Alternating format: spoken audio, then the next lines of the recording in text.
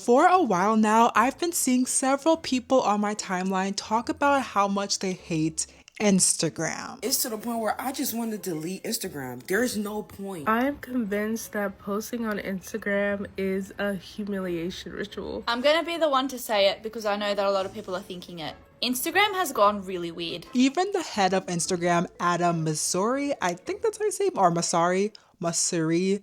I am so sorry if I'm saying his name wrong, but Adam, literally the head of Instagram, he limited his own comments because people kept coming for him because they hate Instagram. And honestly, I get it. Like, why is my feed not in chronological order? I mean, now you can change it, but why was that even like an option in the first place? And why are we getting shadow banned for the smallest things? Like, there's a lot of censoring going on. And on top of that, why is Instagram trying to be TikTok?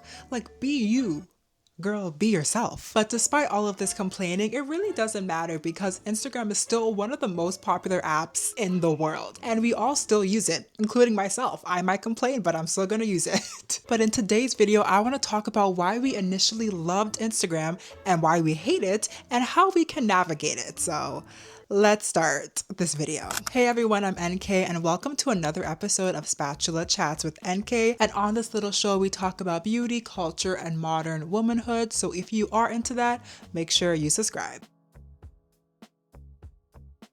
Okay, so the first reason why we loved Instagram was because it was so simple. The app launched back in 2010. That was what, over 10 years ago? Like, yeah, it's been a long time that this app has been around, but it launched back in 2010. And when it launched, it was just a photo sharing app. No ads, no clutter, no stories, reels, this, that, the third. It was just a photo sharing app, which made it so simple and just so fun. You took a picture, then you posted it, your friends would like it. It was cute. It was a vibe, just so simple. And on top of that, it felt so authentic. Like, people would just post anything. It didn't have to be super fancy. It didn't have to be curated. Like, your feed did not have to match and be one color just to look cute. Like, you could literally post whatever you wanted to. And there were no heavy algorithms, so you always saw your friends post. You saw the post that you wanted to see. And that was the biggest thing with Instagram. You follow people because you want to see their content. And it was just so easy to make a feed that you want to see because all you had to do was follow people, engage with their content, and boom, your feed would be exactly how you want it.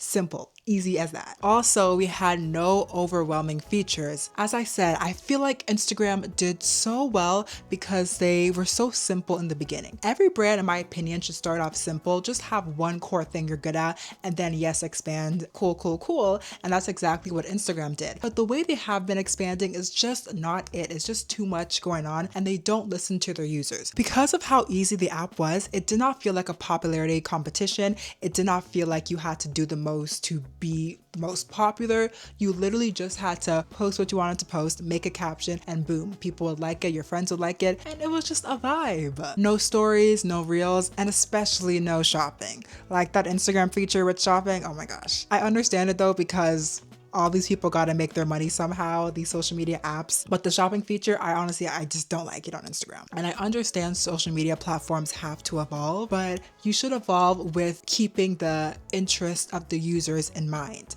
It feels like Instagram has evolved, but they have evolved for the money, not for the users. And I would say that Instagram was very similar to Pinterest and Tumblr around this time. Tumblr, I low-key hated Tumblr. This is kind of a side note though, but I low-key hated Tumblr just because I feel like they were pushing a very specific type of girl, like a teenage girl, on my feed, and I didn't like that, so I never really got into Tumblr, but I do know that it was super duper popular. When I think of Tumblr, I think of Akeisha Clark, is that her name? Yeah, because I used to love her and I was obsessed with her when I was younger, but then I realized that Tumblr kept pushing a specific type of look and I did not fit that ideal, so then I stopped going on Tumblr, but it was a time to be alive. And then Pinterest, I still use Pinterest to this day, and I enjoy Pinterest because it stayed true to who it is. Like, Pinterest is an aesthetic place to post stuff, and it stayed that way, but it's not that way anymore. We even had celebrities back in the day posting random stuff. They would post behind the scenes, unfiltered content about their lives, and they would post captions that were just like, literally, they just write captions and post it. But now they have like a whole photo shoot, a whole glam team, a whole team really that's managing their Instagrams, which I understand, you know, you don't have to be the one to manage your Instagram, but still, like, we just had that unfiltered, cozy, real, raw vibe that Instagram was giving us. And that's why a lot of us flocked to the app because we enjoyed it. But unfortunately, Instagram has changed into something that is more manufactured, less fun, and just low-key, it's made for advertisers. It's made for companies now. It's not made for its users. Let's talk about why we hate Instagram. First of all, there are so many monitoring spirits on that damn app. It is actually insane. And what I mean by monitoring spirit is someone who is always in the background, always looking, they're lurking, they're watching your stories, they're looking at your posts, looking at your reels, maybe even saving your content or sharing it with someone else. They're just always there stalking your page without engaging with you at all. They see all of your successes, they see all of your failures if you do post that, and they see how much effort you're putting into your content, yet they choose not to support it. They just want to know without supporting. That is a monitoring spirit on Instagram. Well, it's just very easy to be anonymous on social media. You can just make a fake account, don't put your actual name, don't put a profile photo, and boom, you're Gucci. But low-key, I saw someone else say this on TikTok and I totally agree with it. I feel like if you are allowed to comment on other people's pages, you should at least have to post a photo or post a video or something, or not be a private account, because it's these private accounts that love to spread hate and just be rude to people. So I'm like, y'all get so comfortable when you're anonymous behind a phone screen. So I don't like that, but that's besides the point. And trust me, I get it. I like to stalk people sometimes, but the difference with the monitoring spirit is someone who continuously does it. Like, you're continuously seeing your friend post stuff and you don't want to say anything. Like, you going out of your way not to like a photo is just giving hater energy. Like, does that make sense? The views to like ratio does not make sense on a lot of Instagram posts, including some of mine. I have this one post that has over 20,000 views, but it only has around 1,000 likes. Don't get me wrong, 1,000 likes is great. I'm happy with that, so I'm not complaining.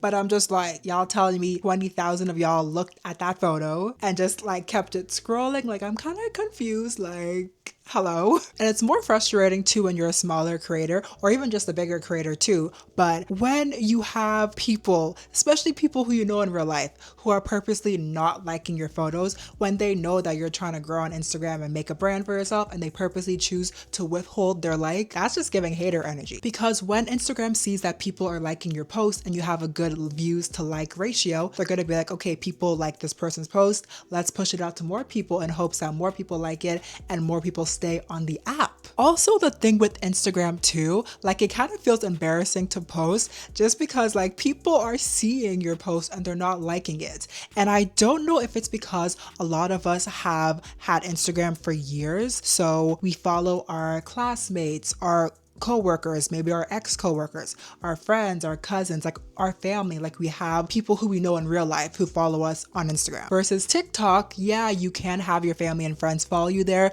but it's a lot of strangers connecting with your post. And low-key, high-key, a lot of strangers show you more love online than your friends and family do. Not all the time, but sometimes, but especially when it comes to Instagram. And because of this, I feel more comfortable posting on TikTok.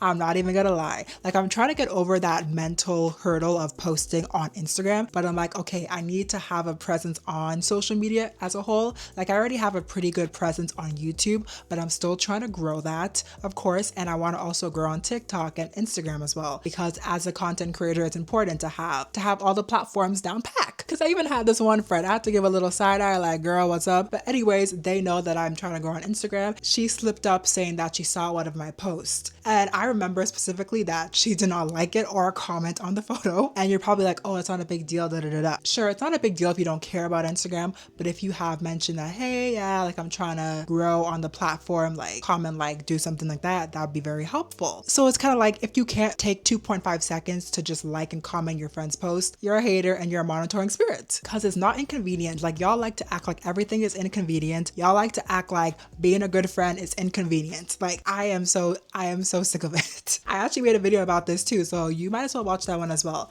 I talked about why we are in a friendship crisis right now, because y'all don't know how to be good friends. That's on period.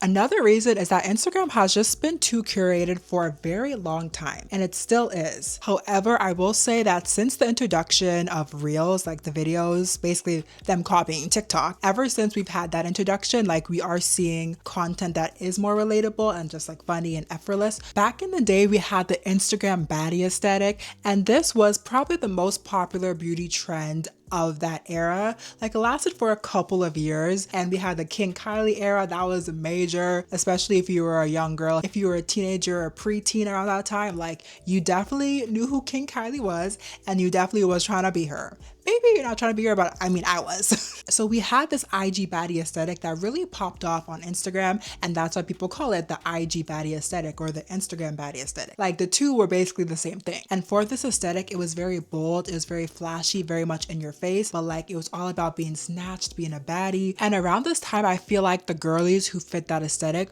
were really blowing up and doing well on Instagram. And to this day, they still are, but the Instagram aesthetic is not as poppin' as it used to be. It's definitely shifting. As always, you know, beauty trends are always shifting. That's why I love talking about them. I love analyzing them because they affect us. Even if you don't want to conform to the beauty standards, it's still going to affect you nonetheless. So it's very interesting to know it, because once we know it and we talk about it and we understand it, we can be able to combat it and just understand it better, really. I made a full video about this on my other channel, so hopefully it's out. It might not be out now, but I will link it down below. And even though this baddie aesthetic is definitely dying down, and some would say that it's already dead, it was very impactful and very influential to millions of young women in the world. And because it was all over my feed, I actually deleted Instagram during this time. And I know it sounds contradictory because I said that I loved the era. I did love it now that I'm looking back, because it was just a cute moment and it was fun. But at that time, I was not with it,